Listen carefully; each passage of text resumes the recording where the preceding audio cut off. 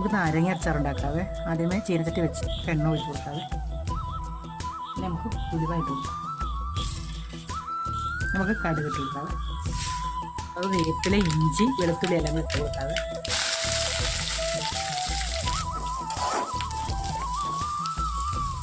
ഇനി നമുക്ക് മഞ്ഞപ്പൊടി ഇടാവേ.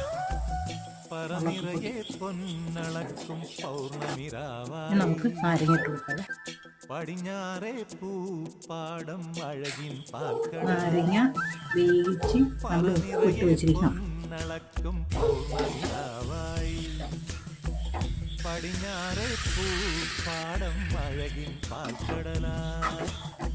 നമുക്ക് ഇച്ചിരി ഉപ്പിട്ട് കൊടുക്കാവേ.